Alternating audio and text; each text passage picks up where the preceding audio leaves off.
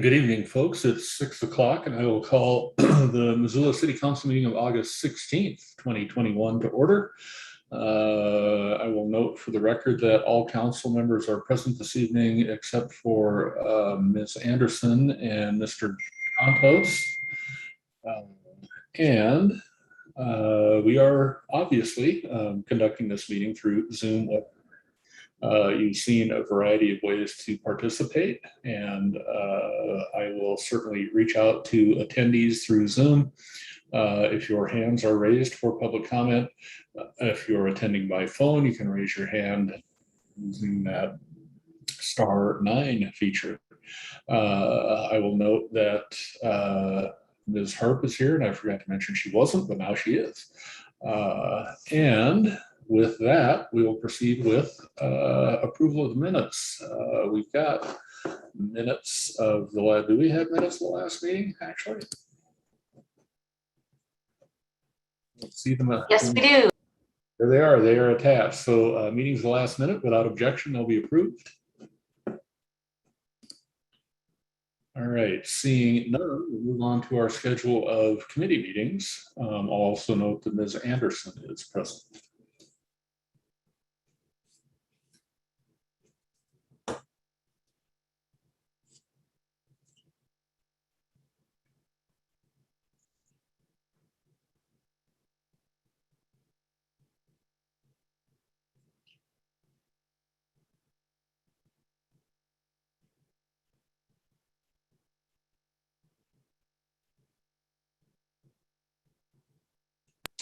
Let's try unmuting before I share screen. All right, here we go. All right, committee schedule this week.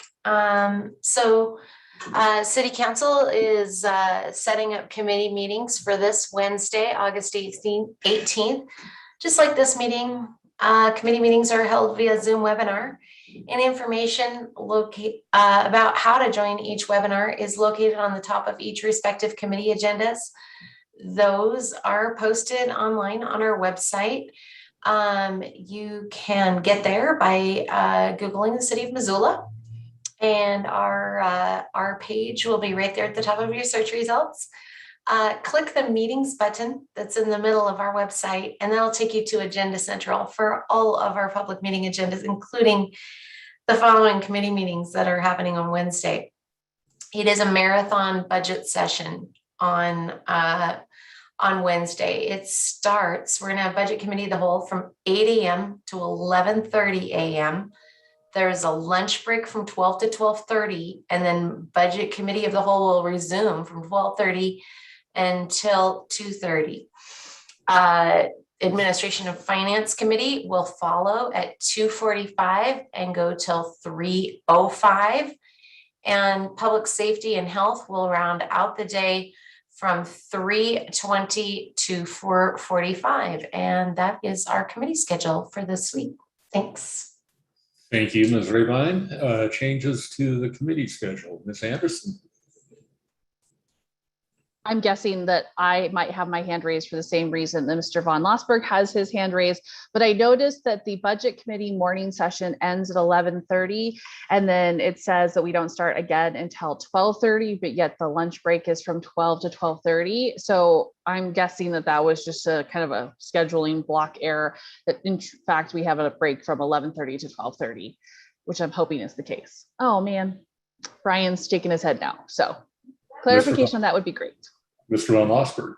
Thanks. The morning session is supposed to go to 12 noon, and then the break from 12 to 12:30. Then we pick back up again. I think the 11:30 part just didn't get updated, so it's supposed to go to noon. And I think we did build in 2 15-minute breaks, right, Brian? And so there'll be an intermission and the 8 to 12 stretch of 15 minutes. Get up, stretch your legs, and there will be an intermission for the afternoon. So I'm not promising that they will be the full 15 minutes. It will depend on how we move things along. there you go. All right, thank you. So that then is the committee schedule. I appreciate the clarification. We will move on, folks, to the public comment portion of our agenda. This is your opportunity to comment on items not elsewhere on the agenda this evening. And if you keep your comments to about 3 minutes. And Bob Campbell. Yes, thank you, Mr. Mayor. Good evening, members of the City Council. Bob Campbell, candidate for City Council Ward 5. I just want to take a minute to go over last week's vote on the Energy and Climate Team and the preceding committee meeting that took place, the deliberation thereof. I didn't have a chance to watch those live. I watched them after the fact. But generally speaking, I felt a little let down, a little disappointed over the selections that were made. I think we had a good opportunity with Mr. Bauer to put someone on that team with practical background, with an opportunity with his business in the private sector to add to the climate team a little bit more value overall to its ability to go from more of the theoretical aspect to practical aspects of things like energy renewal, recycling, things of that nature. And, you know, particularly looking at the meeting from the committee meeting the week prior, it seems to me we set aside some of the more practical concerns going forward with selection. And instead, we kind of accentuated the superfluous concerns. And I just feel that, you know, when we make decisions like this, we need to look at practicality. We need to look at, you know, we had an opportunity here to take this energy and climate team and go from a talk the talk mode to more of a walk the walk mode, if you will. And I think the selection that we made last week failed to accomplish that. So hopefully going forward, we could, when we address boards or teams like this going forward, that we could look more towards practical considerations and pragmatic solutions. Thank you very much for your time. Thank you, Mr. Campbell. And seeing no additional hands up among participants, we will move on to our consent agenda. Items here were approved by council committees unanimously, placed on the consent agenda to save a little time on Monday evenings. Ms. Rabine will read the list of consent agenda items aloud so those watching and participating as attendees will know what we're considering, and we'll take comment before we vote. Ms. Rabine.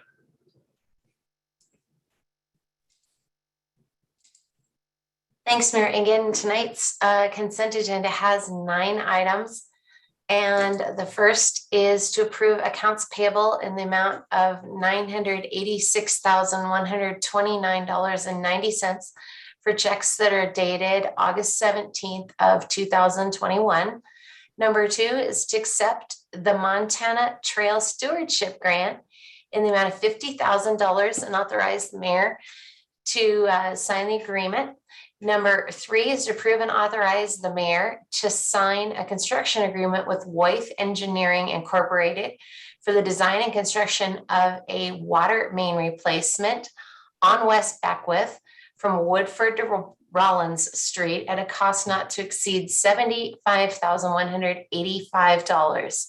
Number 4 is to approve and authorize the mayor to sign a professional services agreement with Morrison Merrily for the East Central and East Sussex Water System Improvements Project at a cost not to exceed $129,514.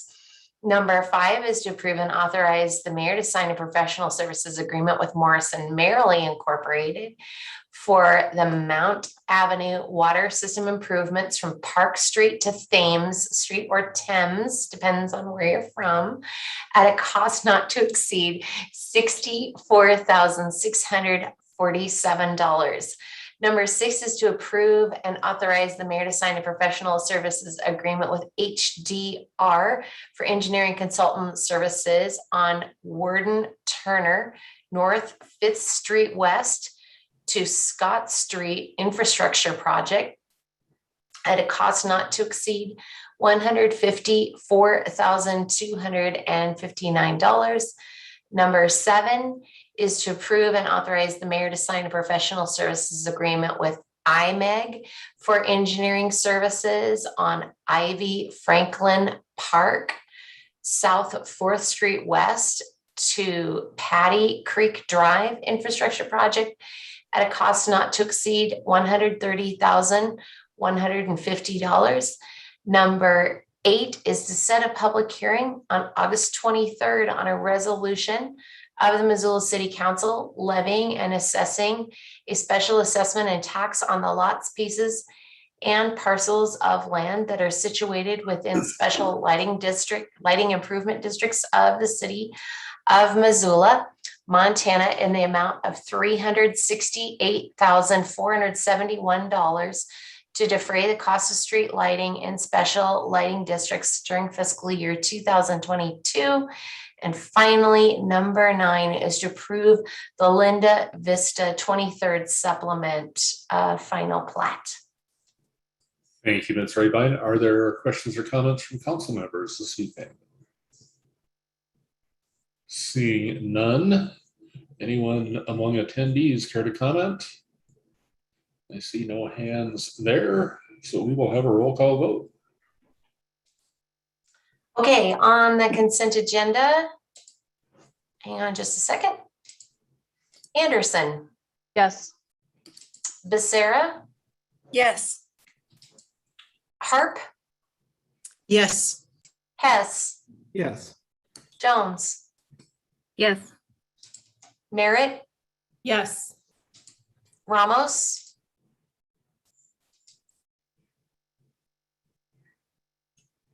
Yes. Cheryl, Yes. Yes. Vasika, Yes. Von Lossberg, Yes. and West. Yes.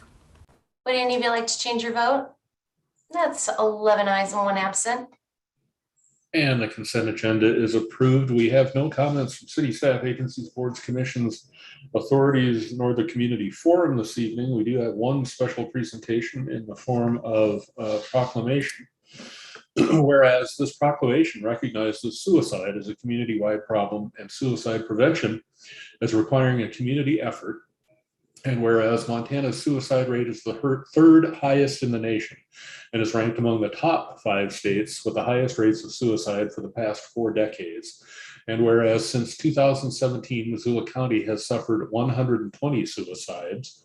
And whereas suicide by firearm accounts for 51% of all suicides in the United States and 68% of all suicides in Montana, and guns stored in the home are used for suicide 40 times more often than for self-defense. And whereas it is important to support our new National Suicide Prevention Lifeline Call Center here in Missoula, along with our new mobile response units, who can effectively and empathetically intervene in crisis situations. And whereas our community will support suicide prevention efforts to the maximum extent possible with initiatives like Project Tomorrow Montana, which works to reduce Missoula County suicide deaths and attempts through educational programs, and suicide attempts through educational programs and evidence-based policy. Now, therefore, in coordination with National Suicide Prevention Week, I, John Engen, Mayor of the City of Missoula in the state of Montana, do hereby recognize the week of September 7th through 14th as Suicide Prevention Week. And I believe Ms. Ayers is here on behalf of Project Tomorrow to say a few words. Rosie?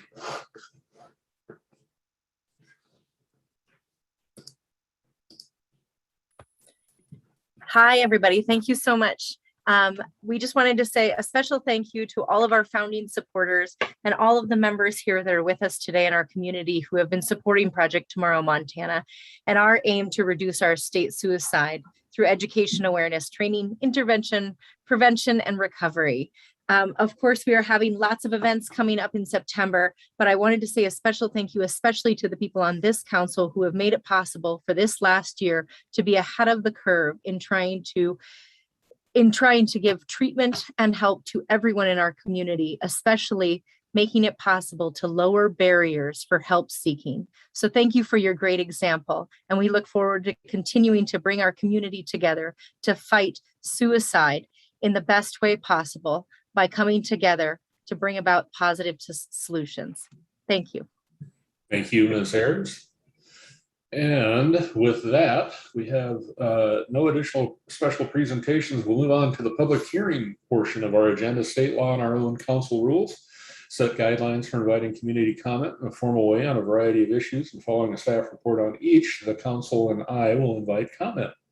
During the pandemic, of course, we are holding our public hearings open for a week. And then voting the following week, unless there's a requirement for final action the night of a public hearing. And in this case, our budget public hearing will remain open for at least 2 weeks as council continues its deliberations. So this is just the beginning of the public hearing process for our fiscal year 2022 budget. And I will begin this evening by reading my budget letter to council conveying the final executive budget for this coming fiscal year, actually the fiscal year we're currently in. Members of the Missoula City Council, this letter conveys my final executive budget for the City of Missoula's fiscal year 2022, a budget crafted to ensure that the essential services our residents and visitors deserve are delivered effectively, and that reflects our strategic plan and goals and the values of the majority of our community as expressed in our resident survey and through my daily conversations and interactions with residents, elected officials, and our staff. Fiscal year 2021 presented unique budgeting opportunities as a function of the CARES Act, which provided financial help to local governments, along with other assistance to governments, NGOs, businesses, and individuals. Last year, we used CARES to support pandemic response and public safety efforts, as well as new programs intent on tempering the broader effects of the pandemic, particularly on the most vulnerable among us. Because of CARES Act funding, we were able to maintain a high level of service and expand programs to meet changing community needs, some pandemic related, some not. In addition, that funding allowed us to keep our tax levies flat. Fiscal year 2022 presents similar unique opportunities, and this budget takes advantage of those opportunities. When Congress passed President Biden's American Rescue Plan Act, I drafted guiding principles for the $14.2 million the City of Missoula will receive over 2 years from the act. To wit, city government must be sustainable and prepared for new emergencies to ensure the community thrives in the wake of the coronavirus epidemic. We will use resources appropriately to balance the city's budget through fiscal year 22 and fiscal year 2023. People come first in every investment we make, whether it's sustaining local government, maintaining, improving, or building new infrastructure to serve residents and visitors, supporting middle-class and low-income residents, providing assistance to small businesses, and addressing the pressing challenges of a post-pandemic environment. We will clearly communicate our reasons for spending ARPA funds and be exceptional stewards of these resources, ensuring that we account for expenditures in a thorough, understandable, accurate, and timely manner. And we will seek opportunities to combine existing resources and programs to stretch ARPA dollars. Based on those principles, the FY22 budget keeps our levies flat for the 3rd year in a row, invests in maintaining and enhancing essential services, addresses critical community challenges in housing inventory and affordability through significant investment, strategically and holistically expands programs that prevent and ease homelessness, supports residents experiencing behavioral health crises, shores up our rainy day fund, stockpiles essential personal protective equipment, supports business and commercial development through regulatory reform and investment in the Missoula Economic Partnership, and more. In addition, ARPA resources allocated through the state of Montana will support maintenance and expansion of our utilities. And while we're not still sure of all of the numbers, potentially other projects that are defined in our community investment plan. We will work collaboratively with Missoula County on many of these issues and make joint investments where practical. We received our certified taxable values from the Montana Department of Revenue earlier this month, and the news was good. Our tax base grew at pre-recession levels, and new growth in and outside of urban renewal districts was robust. This growth allows us to accomplish the goals we'd hoped for in the preliminary budget and with a couple of additions to the police department and parks and recreation. As a reminder, our mission, memorialized in our strategic plan, is that the city of Missoula is committed to fostering an organization of employees charged with providing high quality, accessible, responsive, and innovative services efficiently and effectively. To that end, our strategic goals for fiscal year 22 are highlighted here, along with our proposed investment in achieving those goals. Organizational excellence is among the categories. Here, we'll build a comprehensive plan to address systemic racism and inequality that may be embedded within cities' policies, procedures, and systems.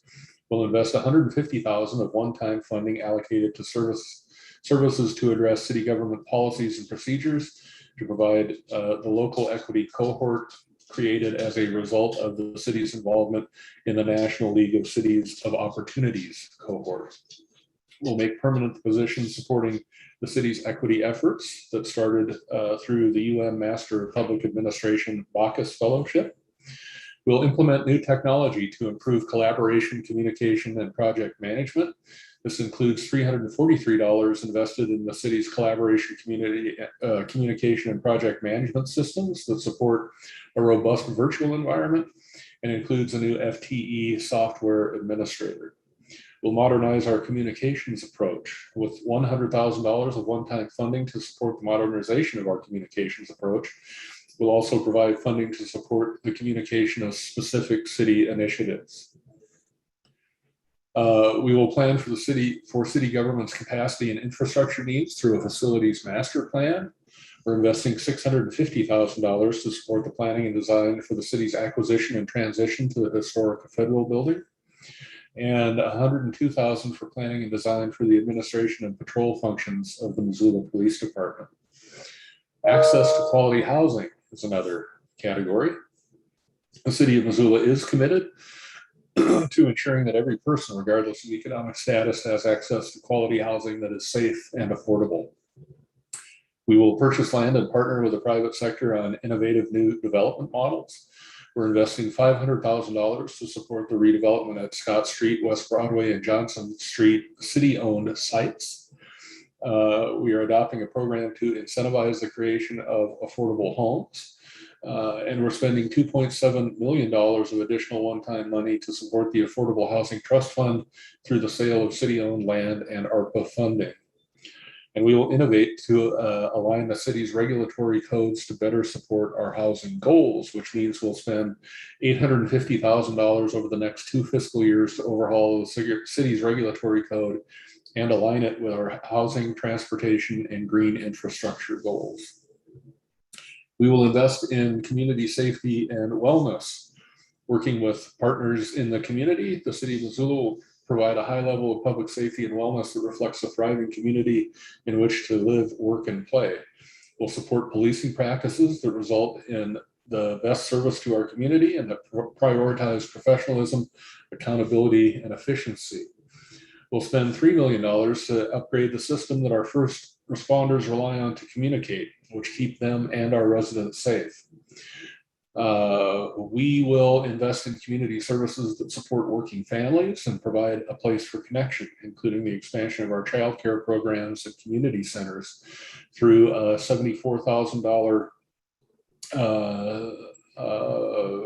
budget line for continuing our base camp child care program at the former library building.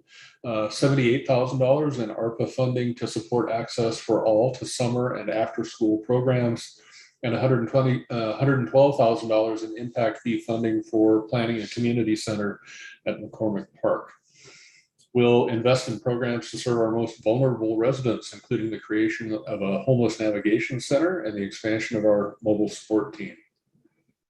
$1.1 million in ARPA and other funding will be used to expand the mobile support team program in partnership with Missoula County. $3.5 million will establish veterans and other supportive housing with our partners at the Poverello Center in Missoula County using ARPA, other federal grants, and TIF funding. We'll spend $311,000 to support emergency winter shelter, and we'll provide $238,000 in operating support for the Poverello Center. Finally, our investment in the built and natural environment. The city of Missoula will invest in projects that lead to equitable, responsible, and adaptive growth, reflect our community values, and improve our natural environment. We'll invest more than $18.9 million in infrastructure in the Mullen Road area through the successful implementation of the Build Grant. We'll complete the Rattlesnake Dam restoration project. We'll create a Waterworks Hill trailhead and invest in other universal access trail improvements. We'll invest more than $15 million in utility projects with the help of federal ARPA dollars. We will implement the neighborhood traffic management program and prioritize investments in safety, accessibility, and alternative modes of transportation. We'll also convert seasonal positions to full-time in parks to better maintain facilities. I'd like to emphasize that these goals and investments are not exclusive of all the day-to-day work and initiatives the city of Missoula is already engaged in, nor do they account for the fact that we may face unexpected opportunities or challenges that may require us to adapt or change these priorities during the course of the year. I also look forward to hearing from residents about our stewardship of these collective resources as council continues its deliberations. I thank you for your service and consideration in viewing and reviewing this document and all of our budget materials with care. And Ms. Griffin will provide some additional detail. Thank you, Mayor. Hello, folks. This is Lee Griffin, Finance Director for the City of Missoula. I just want to go over a few of our details on our budget today and our process.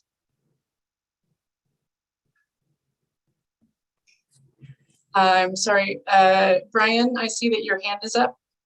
Should I pause? Mr. Van Losberg.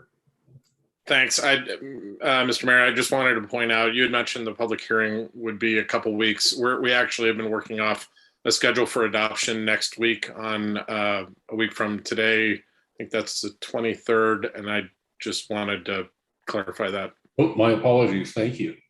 Yep. Ms. Griffin. Thank you.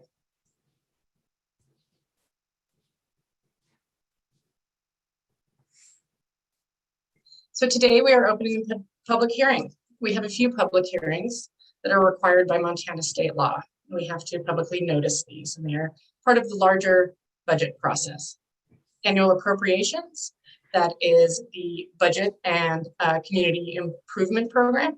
The permissive medical levy, which is a levy that we're allowed to increase or decrease to help cover some healthcare costs. The fee increases, business licensing, wastewater hauler, a few fire and police fees, and the budget and work plans for the road district, park district, business improvement district, and tourism improvement districts. And each of those under the budget and work plans will be presenting on Wednesday of this week at Budget Committee of the Whole. We did, in fact, lower our mills by a tiny %, but we were able to do this with the increase in taxable value that the mayor referenced earlier. So last year we levied the equivalent of 286.12 mills. This year we are proposing to set the mill level at 285.82. So that is a small amount of a decrease in that mill level. But with the reappraisal year this year, that will still result likely in an increase in some taxes for some homeowners. So screen sharing icon somewhere else. So what this means is a tax effect for $100,000 of market value for a homeowner. You can see that either from the reappraisal notice that you received from the Department of Revenue or the Missoula County website. You can navigate to your respective property and find those values. City taxes per $100,000 of market value are $385.86. This is a 40-cent decrease from last year.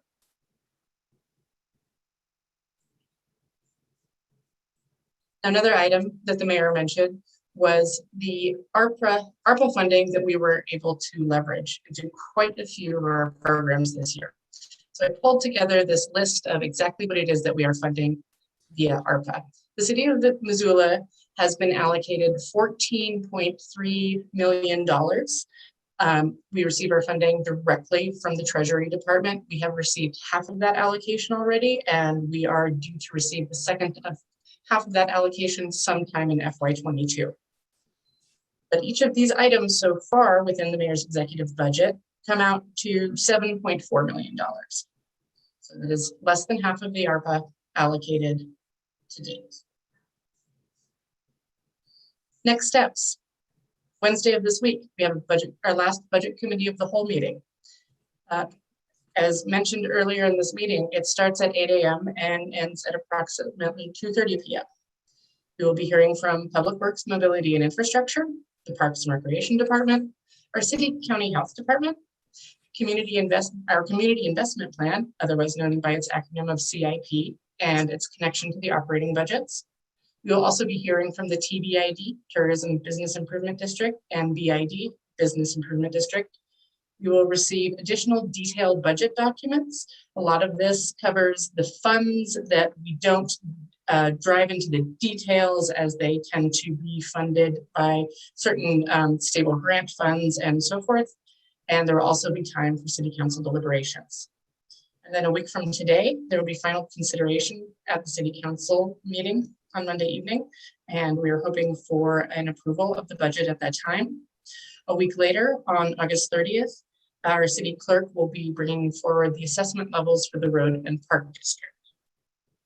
Thank you. Thank you, Ms. Griffin. And with that, are there questions or comments from council members this evening? Mr. Van Lost. Thanks. I just wanted to mention to folks in the public that if they're interested in, for instance, your letter that you read or other materials, since I don't believe they're attached to the agenda, they are on the fiscal year 2022 website for the city that we've been taking all the budget presentations in. Thanks. Thank you. Ms. Anderson. Sorry, trying to calm the dogs real quick. They have opinions on this.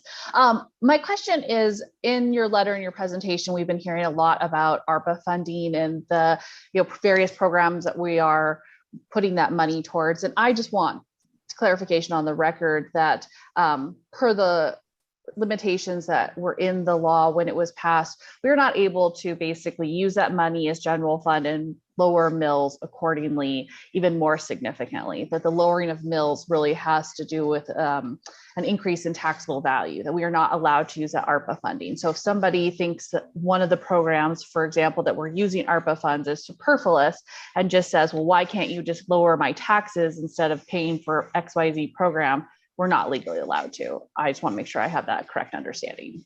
You are indeed correct. Yep. All right, seeing no further questions or comments from council members, I will open the public hearing and ask that you keep your comments again to around 3 minutes if possible. And I have a hand up from a person named Donald. Hi, I'm here. Can you hear me? We can. I want to start by saying Democrats lied and Afghans died. China lied and Americans died. Hunter Biden is a pedophile. Biden is a pedophile. Will Tara Reid's case was not heard. And I moved to Missoula about 10 years ago. It is the ugliest, dirtiest, polluted city I've ever lived in my life. I'm a person of color and Mideastern, and I never met a more holier than thou racist liberal city where people think, look, they're all white. It's time we elect a black mayor to Missoula. Would you like to talk about the budget in any way, sir? Yes, your budget is a bunch of bullcrap. All those things could be avoided, and none of those help black people. None of those bring more black people to Missoula. You want people like me thousands of miles away so you could put up your Black Lives Matter sign everywhere and pretend you care. You would poop in your pants if you had to spend a week on 149th Street and 3rd Avenue in the Bronx. The rest of the country looks at you as rape nation and basically an alcoholic city where on Main Street you could run over high school kids, kill them, and get 6 months in jail. But then again, you are called rape nation, and there isn't much respect for women. All those projects do nothing for the poor people or the homeless people. And I'm a Republican and a conservative. I left the Democrat plantation. You all should be ashamed that you're sitting up there all white, probably with your little BLM signs pretending you care, but you shiver when I go into a store and follow me around. I've had guns pulled on me. I've been called a nigger. I've been called a spick. I've been called a Mexican, all by your holier than thou city that pretends they really care about racism. Your city doesn't care about racism. Your city hates Hispanics. I've talked to people and I hear what they say when nobody's around. Jerry Nadler, I worked in the media, told me he hates fags, but the media would never put that up because he's a Democrat. Jerry Nadler said a lot worse than that, what AIDS stood for. Yeah, I guess you cut me off. But the bottom line is it's just an embarrassment. It's an Thank you, embarrassment. sir. And Mr. Larson. Yeah, Mr. Larson, this is Matt Larson. Good to see you, Mr. Mayor and City Council. I just wanted to remind the public that the City Council can lower mill levies whenever they want. And it has nothing to do with state law, but has more to do with the gaping holes in the city budget. These gaping holes are, continued and perpetuated by pretty much everyone on City Council.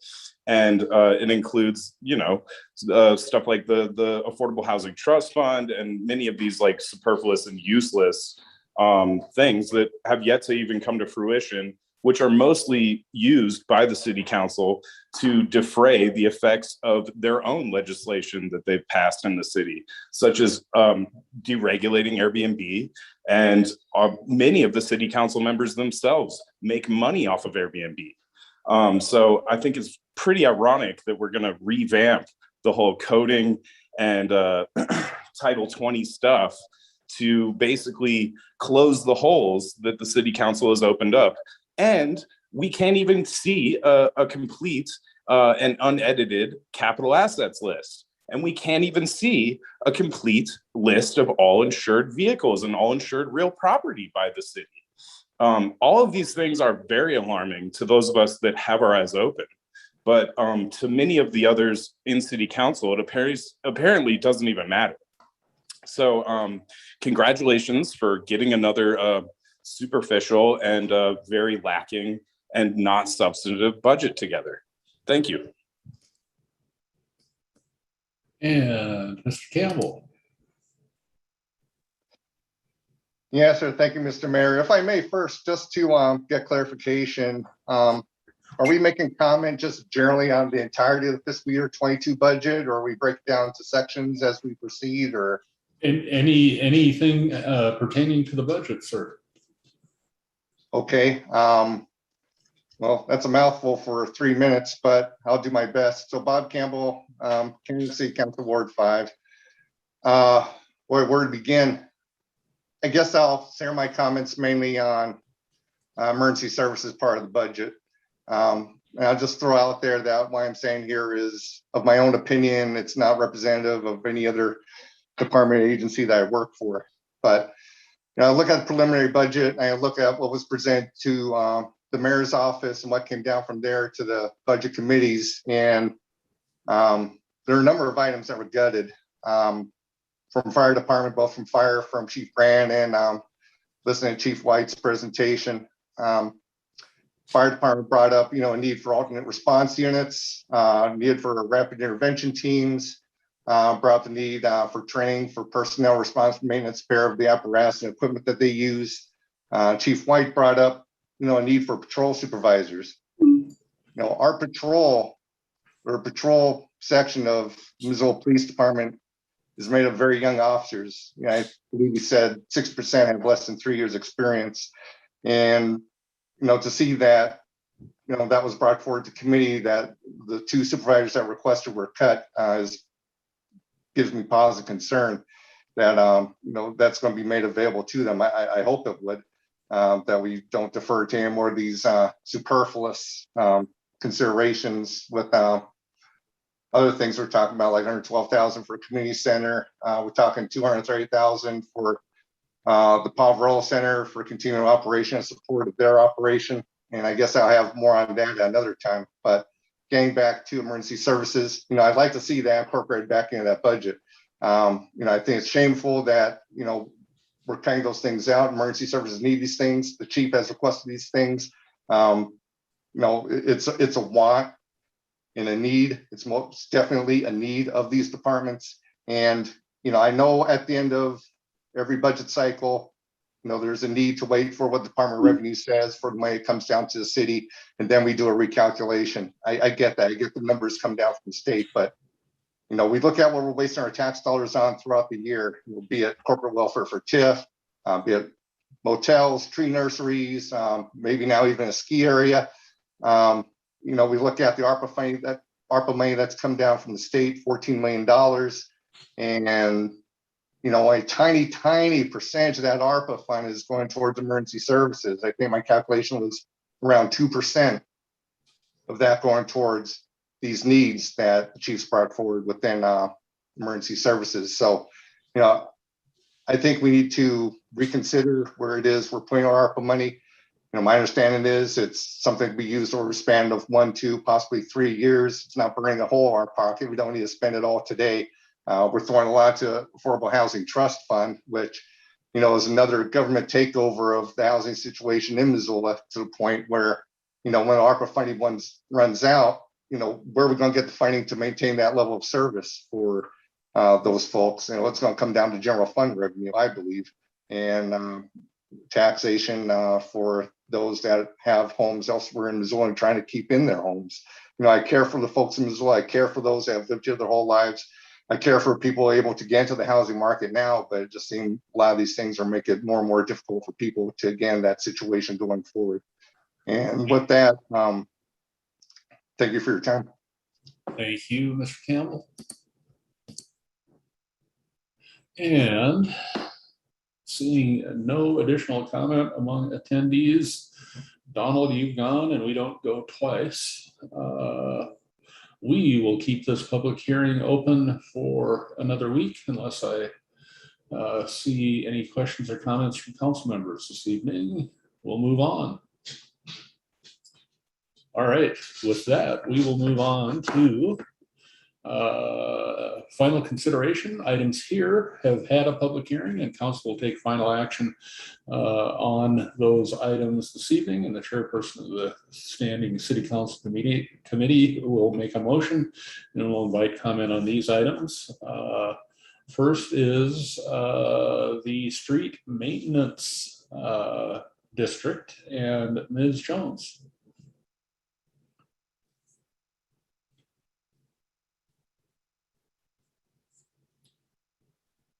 Okay.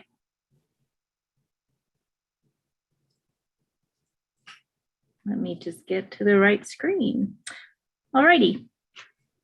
I'd like to make the recommended motion that we adopt a resolution levying a special assessment and tax on the lots, pieces, and parcels of land situated within Street Maintenance District Number 1 of the City of Missoula, Montana, generally located in the downtown area in the amount of $135,543 for the purpose of defraying the cost of flushing and removing street rubbish from streets and avenues in the district during the fiscal year 2022. And I'll speak to that briefly, if I may. Ms. Jones. Thanks. This is something that we see every year. This is a special district created to keep the downtown clean because basically it gets so much use, and it has been going on for decades and decades, as Marty Rabine, the city clerk, presented to us last week. So I am happy to support it. It provides a valuable service, and downtown owners have been supportive of this. Further discussion on Ms. Jones' motion? Seeing none, anyone in the audience care to comment on the motion? Mr. Larson. Yes, Matt Larson, Ward 3. This is just another superfluous and much unneeded expenditure, such as, the structures for the porta-johns in the parks. And it's just another bending over of the taxpayers' back to basically drive over it. for the rich people in the community. And seeing no additional hands up, we will have a roll call vote. Okay, on the assessments for street maintenance district number 1, Becerra. Yes. Hart. Yes. Hess. Yes. Jones. Yes. Merritt. Yes. Ramos. No. Cheryl. Yes. Vasika. No. Von Lossberg. Yes. West. Yes. Anderson. Yes. And would any of you like to change your vote? That is 9 ayes, 2 nays, and 1 absent. And the motion is approved. Our second item for final consideration is a resolution establishing the city's commitment to a just, equitable, diverse, and inclusive Missoula. And that motion comes from Mr. Von Lossberg. Thank you. And a quick question for Ms. Gockler. I believe the August 9th 8-9 draft is the most recent draft. If she could confirm that. Ms. Goffler? Yes, that is accurate. Okay, thank you. I move we adopt the 8-9 August 9th resolution, form of that resolution, establishing the city's commitment to a just, equitable, diverse, and inclusive Missoula. May I speak to that briefly? Mr. Von Lossberg? Thanks. First off, I wanted to again thank Ms. Gockler, Ms. Brittany Wells, Mr. Bickle, other staff members, our colleagues at the county, and everyone else that's worked on this. The resolution is in part a historical accounting and a statement of values that should guide us as we move forward. I'm grateful for that history, and I am wholeheartly willing to affirm my commitment to those values articulated in the resolution. Particularly wanted to say thank you for the public comment that we've received from a lot of individuals in the community, as well as many organizations. I will admit some of that comment, particularly the comments that are really rooted in fear, are very foreign to me and the community I've come to know here. But so much of that public comment that we've received very positive and reminds me of why I have so much faith in this community to move forward. Faith to look at the past, to look around, look in the mirror, and declare our will to become better. There's Dr. King's quote. We hear a lot about the arc of the moral universe being long and bending toward justice.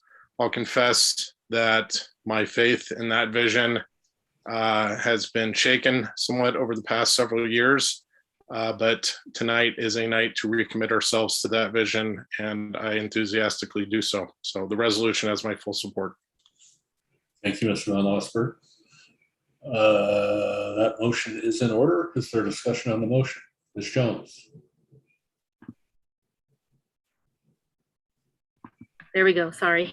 Thank you. I also am in support of this. I thought one of the written comments we got said it very well, and to just plagiarize a sentence that I thought was very well written. Missoula is not exempt from the national recognition that there is much work needing to be done to ensure that our local, state, and federal governments are working equally well for all of us, regardless of race, nationality, ethnicity, religion, gender, or sexuality. I thought that summed it up really well.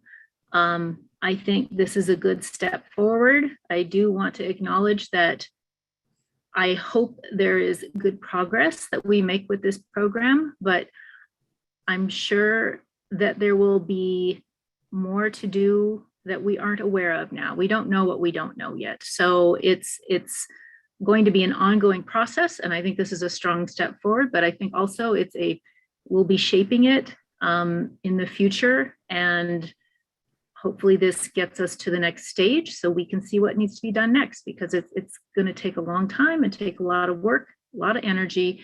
But I appreciate I appreciate this proposal, and Donna Gockler, Ashley, all of your work on this.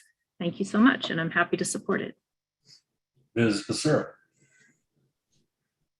Thank you. I do have a question first about the language in the resolution for Donna or Ashley.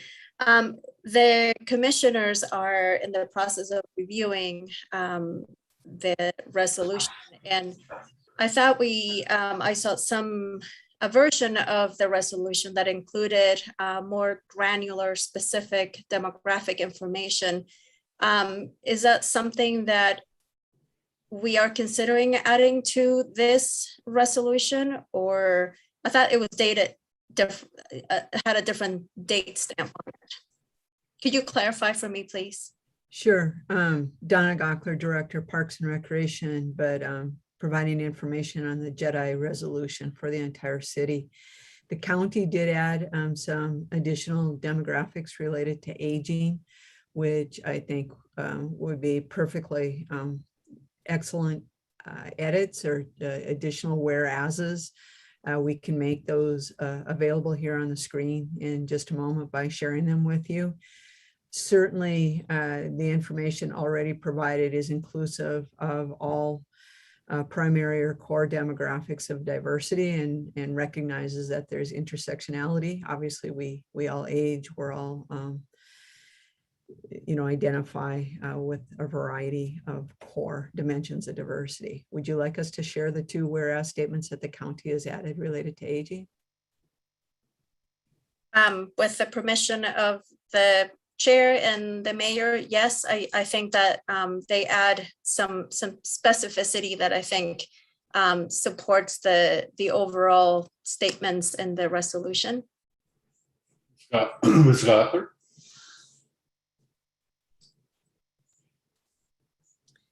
So on my screen, you should be able to see there was a date change just to reflect today, because these would be amendments made on the floor by City Council. And the changes are here. They include some demographic, excuse me.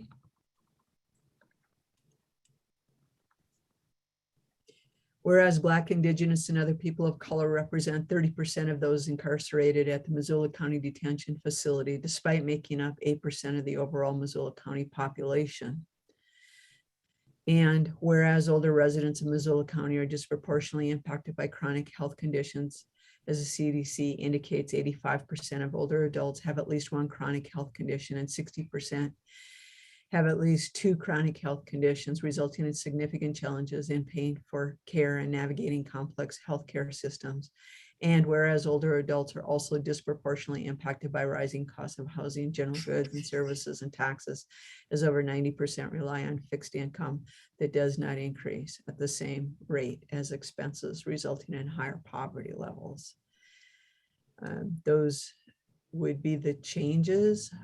Otherwise, everything else remains. I believe that the county felt it important because as you look at the county resolution, of course, we're looking county-wide, and the county oversees and has been doing quite a bit of work, concentrated work around this first fact under incarceration of people of color.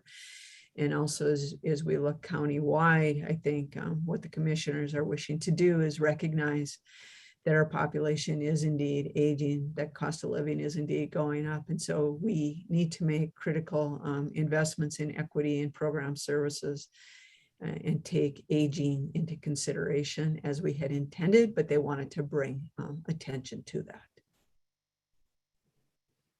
Thank you, Ms. Gockler. Ms. Becerra, would you like to move these as amendments? Yes, please. I would like to move this as an amendment to the motion that's on the floor right now. That motion is in order, or Mr. Von Lossberg could accept them as friendly? Yeah, I would definitely like to accept them as friendly. Thank you. All right, so we'll continue discussion on the motion as amended. Ms. Becerra?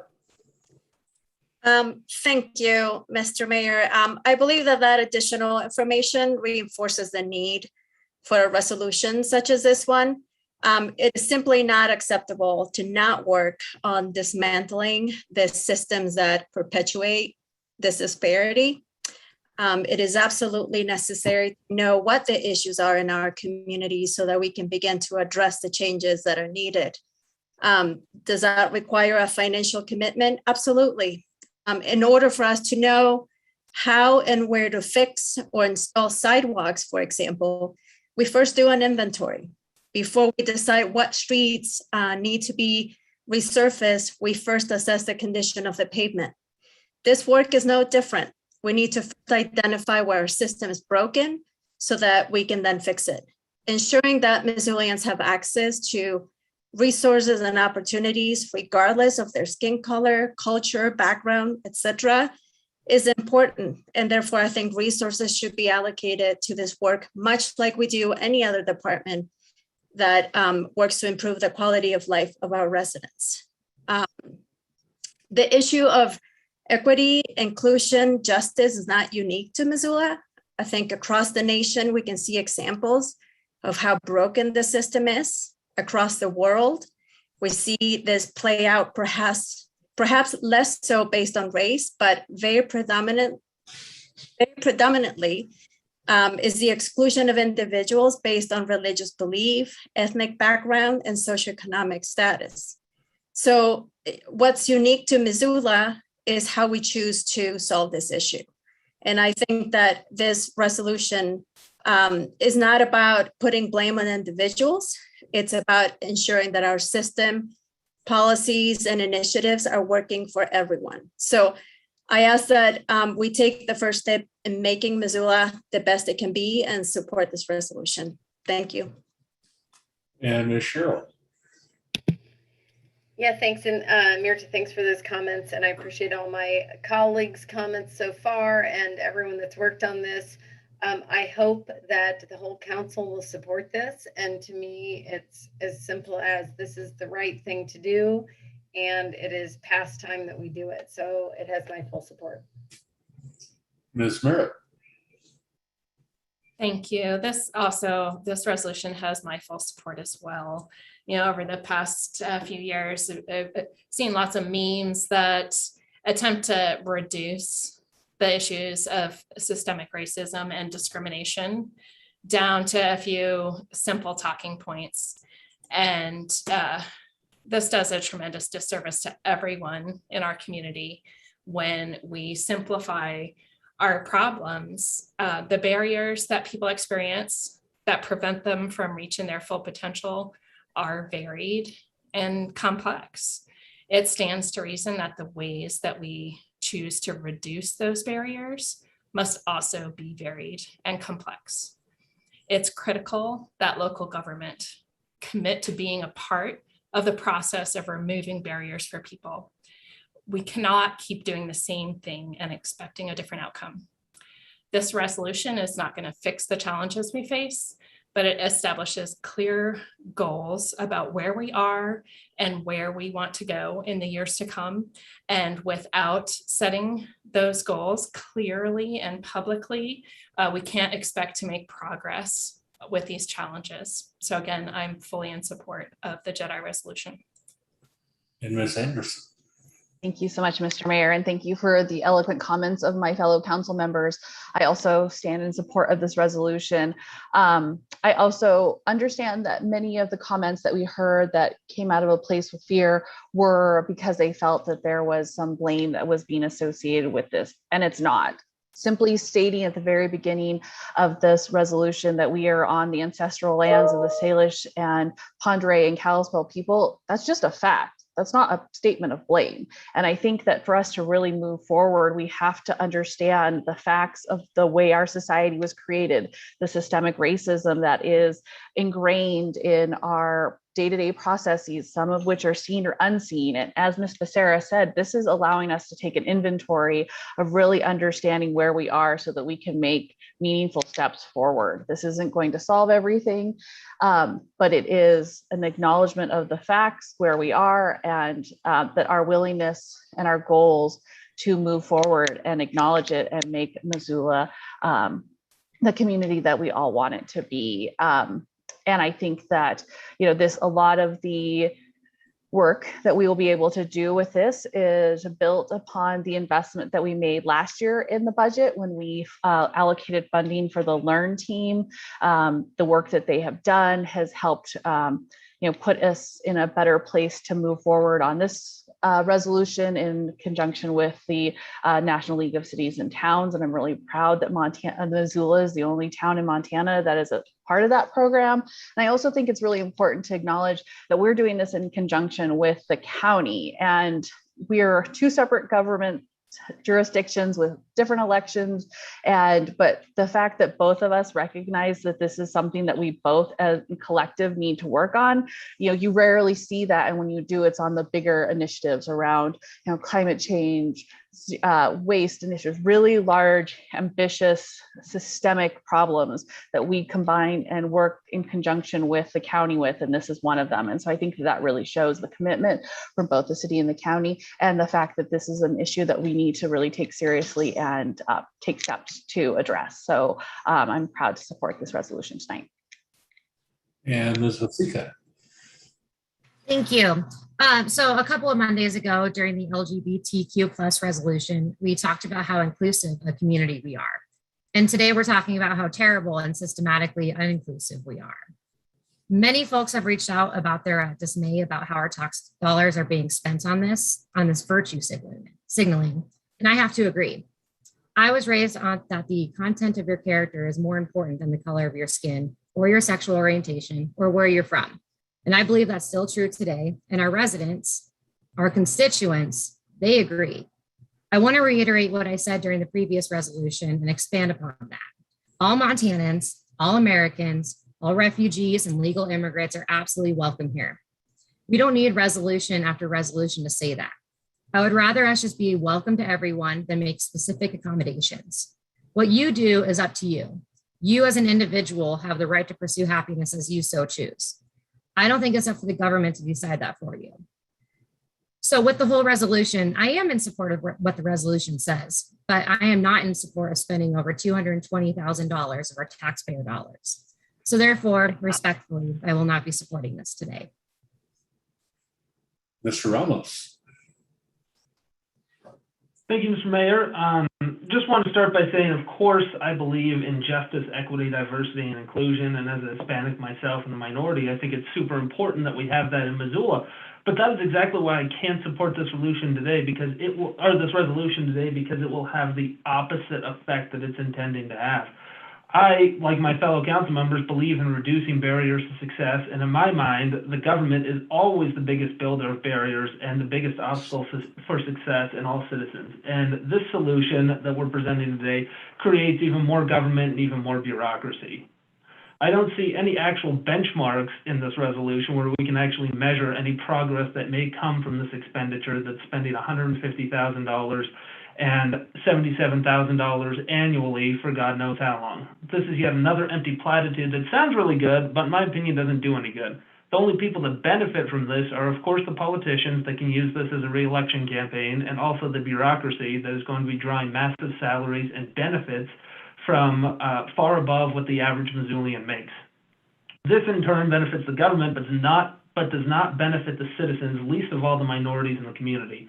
If we really want to level the playing field for minorities in this community, we need to make the government smaller. We need to make it easier to start a business. We need to make it easier for businesses to employ people. And if we make it easier for businesses to come to Missoula, it makes it easier to create higher paying breadwinner jobs that are so desperately needed in this community. We need to make the government fees, or we need to lower the government fees and reduce the red tape for starting a business. We need to make it cheaper to buy a home by lowering property taxes and reducing red tape and regulations, which serve only as a revenue stream for the massive local bureaucracy. I understand that we're spending north of $800,000 on trying to address this very issue, but you have to understand, I have been hearing that we're trying to reduce the regulatory burden in this community since I started running for city council in 2017, and yet things have only gotten worse. We need to make rent cheaper by allowing private property rights and lowering property taxes. We need to make it harder to get arrested and thrown into the revolving door of the criminal justice system by reducing the number of ordinances and city laws that make interactions with law enforcement necessary. We need to reduce the fines, fees, and surcharges, all of which are used as policing for profit strategies to support the government's fiscal irresponsibilities. As you remember, a couple years ago, the Supreme Court actually struck down a surcharge that we were implementing on non-city ordinances, and we weren't able to collect that anymore. That surcharge had a desperate impact on the very people that this JEDI resolution is trying to help. And yes, it struck that down on state penalties and offenses, but we still implement that same surcharge on folks that are violating city ordinances. That $25, we're continuing to implement that on all city ordinances, which again has a disparate impact on these folks in the community. The city of Missoula alone has 600 employees, over 600 employees, all making far more than the average Missoula citizen who they're supposed to serve. This massive bureaucracy is funded by the people who are supposedly trying to help. I think that we can, in effect, what we're doing is always looking out for number one, which is the government. And we don't want to take any of the hard steps that are necessary to actually achieve justice, equity, diversity, and inclusion in this community, which I've been suggesting everywhere from the fines, fees, surcharges to the red tape, because all of those are revenue streams to the government. So no, I will not be supporting this tonight, not because I don't support justice, equity, diversity, and inclusion, but because I certainly do. And this, unfortunately, is a benefit only to the politicians and the bureaucracy, but not the actual citizens who we claim to help. Thank you very much, Mr. Mayor. And pardon me, Ms. Hart. Thank you. I think throughout all of COVID and all of these Zoom meetings, one of the best things that ever happened is that I got to watch national news correspondents from their own living rooms and look into their bookshelves. And there was a particular book that continued to pop up. And when I finally saw it behind Judy Woodworth on PBS, I thought it was about time I bought it. It's called Caste, The Origins of Our Disconnect. And I really kind of walked into it thinking it was about racism. And I've come to realize it's so much more than that. It's more about casteism. And I've just gotten started, so I can't even summarize it. I read just a small section from that book called The Vitals of History. When we go to the doctor, he or she will not begin to treat us without taking our history. And not just our history, but that of our parents and our grandparents before us. The doctor will not see us until we have filled out many pages on a clipboard that is handed to us upon arrival. The doctor will not hazard a diagnosis until he or she knows the history going back generations. As we fill out the pages of our medical past and our current complaints, what our bodies have been exposed to and what they have survived, it does us no good to pretend that certain ailments have not beset us, to deny the full truths of what brought us to this moment. Few problems have ever been solved by ignoring them. Beneath the history of one's country is like learning that alcoholism or depression runs in one's family, or that suicide has occurred more often than might be usual, or with the advances of medical genetics, discovering that one has inherited the markers of a mutation for breast cancer. You do not ball up in a corner with guilt or shame at these discoveries. You don't, if you were wise, forbid any mention of them. And in fact, you do the opposite. You educate yourself. You talk to people who've been through it and to specialists who have researched it. You learn that consequences and obstacles, the options and the treatments available. You may pray over it and meditate over it. Then you take precautions to protect yourself and succeeding generations and work to ensure that these things, whatever they are, don't happen again. When this JEDI resolution came before us, I saw myself represented in a number of ways. I'm one of those that suffers from depression and talks about it willingly so that other people don't feel like they are alone. And here's a little statistic going back to our earlier proclamation. For every person who takes their life, there are 316 who do not because they call it the National Suicide Prevention Line. Those are the kinds of things that we learn from. And I think if we can look at this JEDI resolution as a means to an end of how we can learn about what happened really to others that had experiences that were so awful that none of us can even imagine. And it was authorized and legalized in our culture. And I appreciate the sense of where do the freedoms come from in this world. But the reality is that a large number of our population do not get to experience the same kind of opportunities at housing, at credit, or just being human that I get to as a woman in this educated world of Missoula, Montana. But most importantly, as a person of white origins. So I am fully endorsing this JEDI resolution. I endorse the county commissioner's resolution as well. There is a lot that our community struggles, and if we can just recognize that we all need some better opportunities, we start lifting our boats instead of trying to sink them. Thank you. And Ms. West. Hi, thanks. So I spent several years living in Missoula, avoiding driving past Splash, Montana, because the entry fee was too high for me and my family. And I didn't know that I could apply for a scholarship or for funding to reduce those fees. So I think of this resolution as figuring out where the gaps are, because if I didn't know, and I'm a pretty informed person, then there's people we're missing. And so I think that this JEDI resolution isn't to pad anybody's pockets. It's not to exclude people, but it's to figure out who we're missing and why and what the barriers are. So I wasn't going to say anything, but I felt like after Jesse spoke, I had to respond because I think it's that basic. It's figuring out who we're missing in the systems that exist, because we are missing people, and figuring out how we can include those. So I support this resolution, and I look forward to figuring out who we're missing and how we get everyone to participate more fully. Any further discussion? Seeing no additional hands raised, I will just say a couple of things. First, I'd like to thank Donna, Ashley, Dale Bickle, and Aaron Pahan for investing a lot of their time and heart and passion into this project, to bring you this resolution tonight and to commit to the work that will go on from here. The easiest thing to do here is to do nothing. We have that opportunity all day long. And at this point, no one is beating on our door saying, you got to get better at this.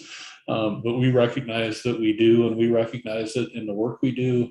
And I will tell you that Donna Gockler has been a champion of equity throughout her career at the city of Missoula, and equity for Donna really boils down to some of what you heard from Councilwoman West. That is who is left out, who's the kid who doesn't get to play because they don't know we have a scholarship program.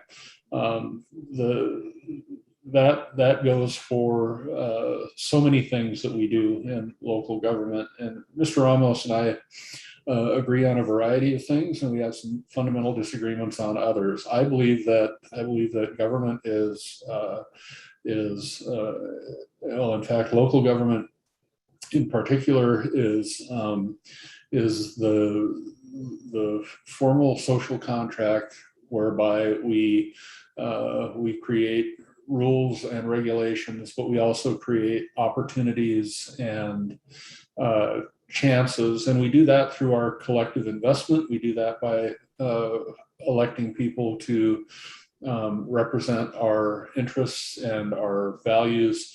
And if we're not doing it, I don't know who the hell is going to do it. So fundamentally, I think this is actually our obligation as much as anything. And what we're doing today is with your yes vote, formalizing that obligation and recognizing what I think we have all believed as public servants throughout our careers, and that is that we are here to serve everyone, and the system ain't set up to serve everyone. And when we can recognize that within our own organization and begin to solve for it, we're doing the community a favor, we're doing ourselves a favor, and we're leading the way in hopes that others follow suit. So as some of you have suggested this evening, there's nothing, well, in fact, Ms. Merritt was very articulate about suggesting that this is complex and varied, and we're actually built to do complex and varied. We do complex and varied every day, and we do it from the right place. There's nothing profitable in this except bettering our community, and fundamentally, though, that's the reward I think we all intend to reap when we commit ourselves to public service and we go to the effort to either get elected or get work in local government. This is a service to our community, and ensuring that we're serving as many people as fairly as possible strikes me as fundamental to who we are and what we ought to be doing.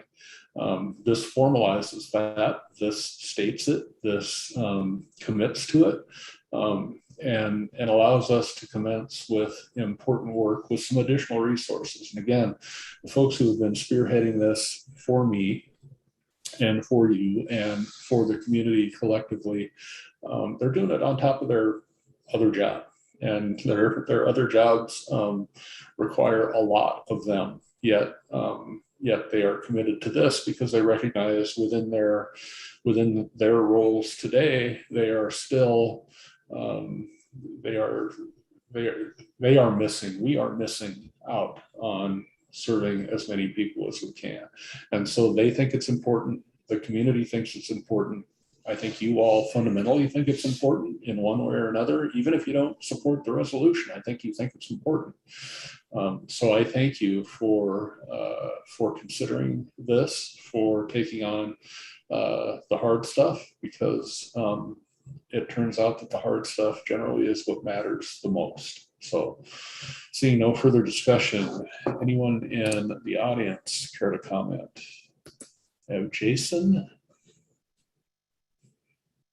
Hello, can you hear me? We can.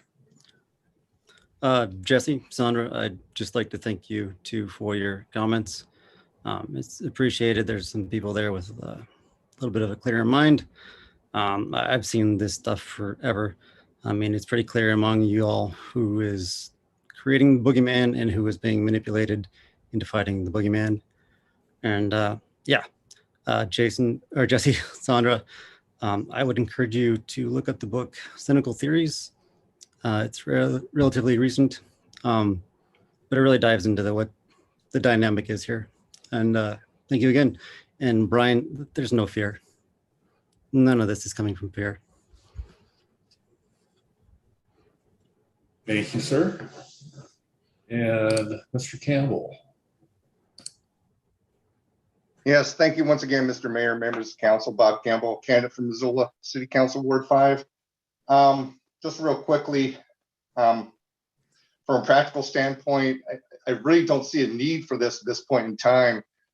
I feel, there are other things I see in the works here. I look at Learn Missoula, I go to their website.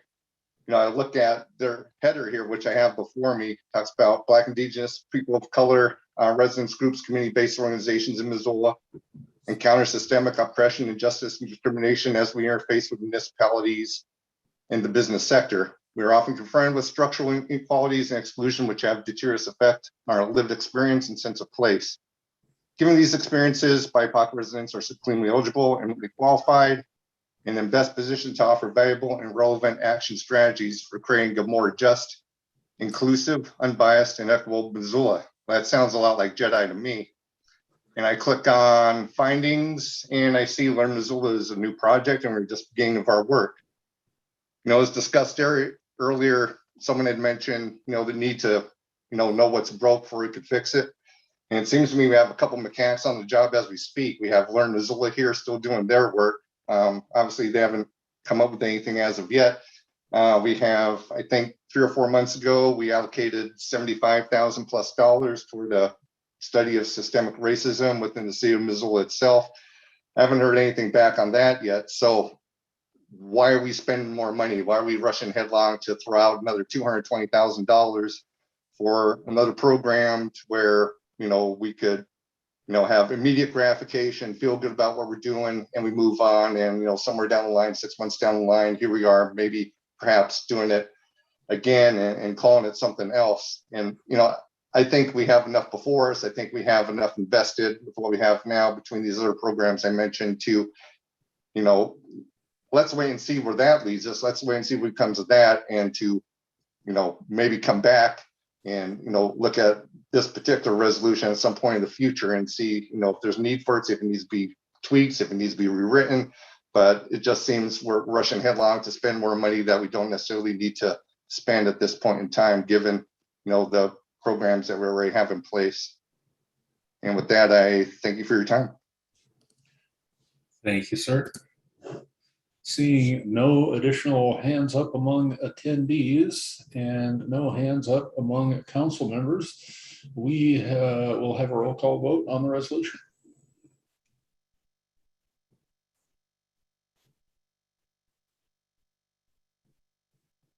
Okay, on the resolution as amended, Harp. Yes. Hess. Yes. Jones. Yes. Merritt. Yes. Ramos. No. Cheryl. Yes. Vasika. No. Von Lossberg. Yes. West. Yes. Anderson. Yes. Becerra. Yes. Would any of you like to change your votes? That is 9 ayes and 2 noes and 1 absent. Yeah, pardon me, and the resolution is approved. We have no additional items for final consideration this evening. We'll move on to communications from the mayor. In the early morning hours of Thursday of last week, the community, I think, experienced tragedy. It's a particular tragedy for the family of Brendan Galbraith. We have had internal challenges with what we can reveal to the public in an ongoing investigation into the officer involved shooting. A couple of things to note for the record and for all of you. Whenever there is an officer involved shooting, we ask an independent agency, in this case, the Montana Department of Criminal Investigation, to take over so that the investigation is independent and unbiased. And that's what we did in this case as well. And once we turn that investigation over, we have traditionally kept mum on what we know, and leave it to DCI to do their work. Today, thanks to some collaboration with DCI, the chief investigator in this case issued a public statement that we published along with some commentary from Chief White in an effort to at least provide some clarity, certainly to the family and to the broader community. Again, the investigation is not complete. But based on preliminary evidence, the Department of Criminal Investigation was able to announce today that they believe Mr. Galbraith took his own life with a weapon in his car. A single round fired by our officer after having heard a gunshot from Mr. Galbraith's car has been recovered. It did not touch Mr. Galbraith and was lodged in his vehicle. Around that we believe was fired at our officer did not touch our officer. That round has not been recovered, but all evidence points to the fact, and that's video evidence as well as reports from folks on the scene. All evidence points to suicide. That is tragic and ironic on a night when we're reading proclamation about suicide prevention. Chief White this morning contacted Brendan's family and Browning to convey this information before it was made public. Again, the investigation continues, but the chief and I believe that it was important that we get the message out that it does not appear in any way that while our officer did fire a round, that round had any contact with Brendan. It is tragic by any measure, but we hope this provides the family some clarity, the community some clarity. And again, DCI will be continuing its investigation. We'll release a report that we believe will confirm in some detail the events that transpired that morning, and we will move on from there.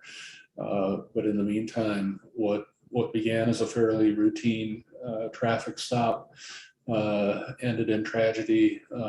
The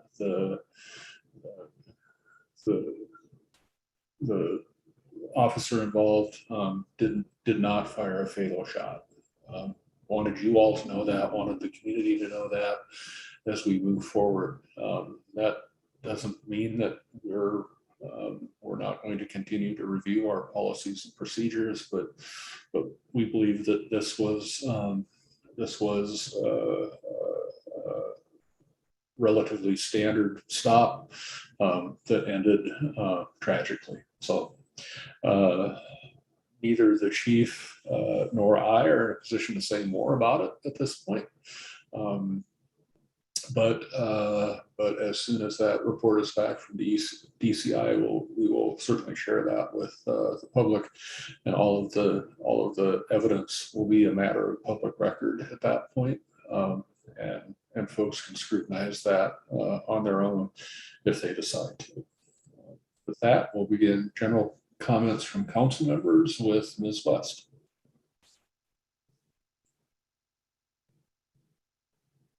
That's a heavy conversation to follow. I just wanted to congratulate everyone at the county for pulling off an absolutely amazing fair week, and look forward to the fair next year.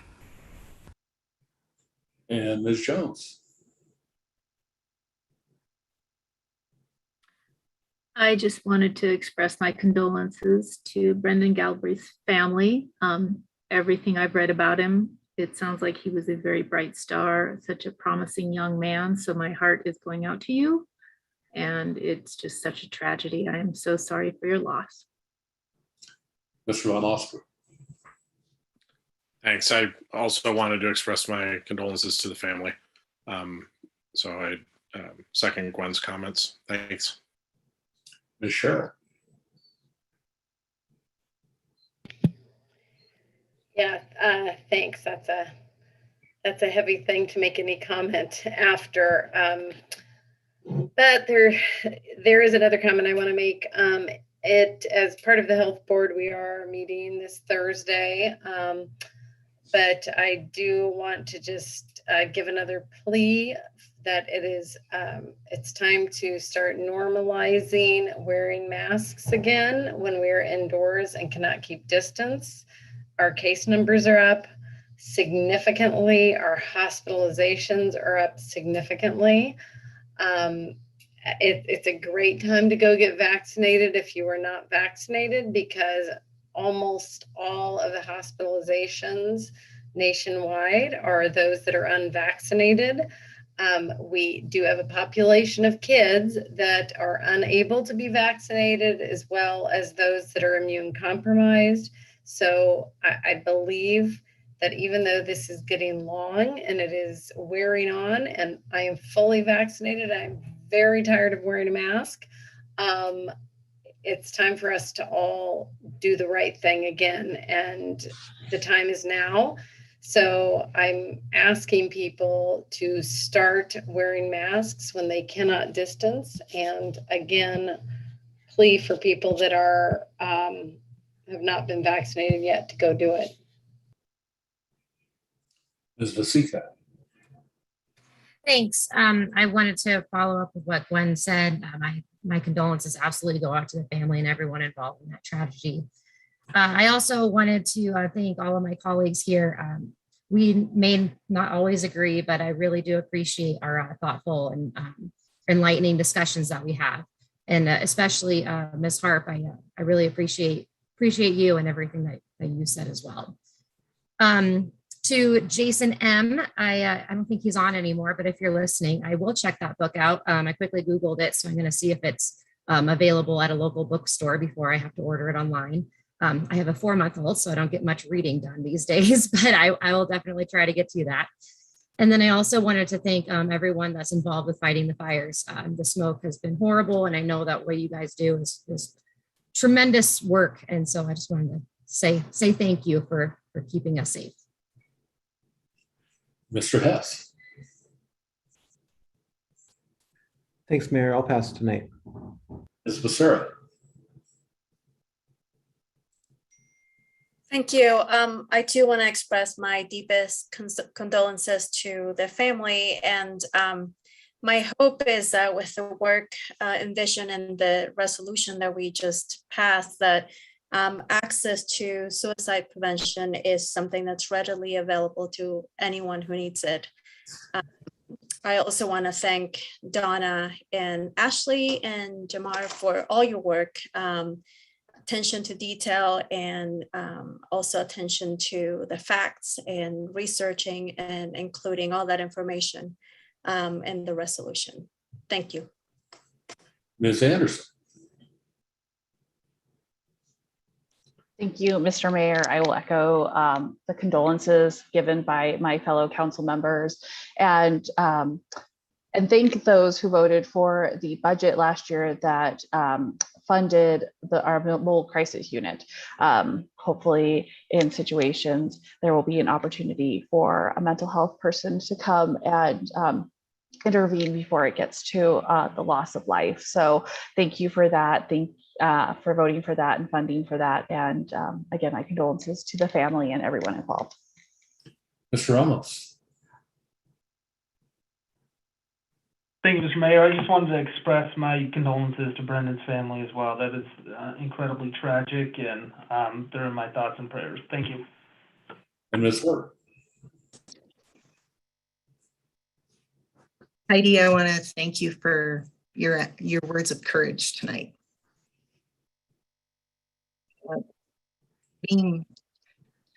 Experiences of poverty is never an easy thing to ever disclose or reveal. And I think the vast majority of Missoulians and Americans suffer from that. And thank you for stating so eloquently what JEDI is all about. I want to thank all of my other colleagues for your comments tonight.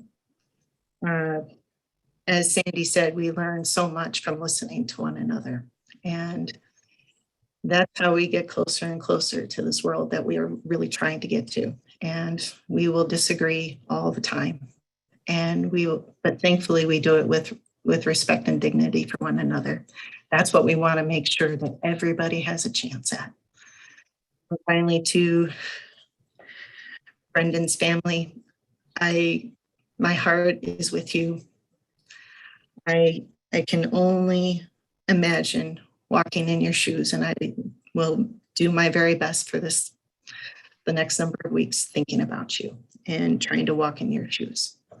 Good night, everyone. Thank you all. We have no committee reports this evening, nor do we have any new business. Are there any additional items to be referred? Seeing none of those, any miscellaneous communications, petitions, reports, or announcements? Seeing none of those, as always, I thank you for your service, and we will be adjourned.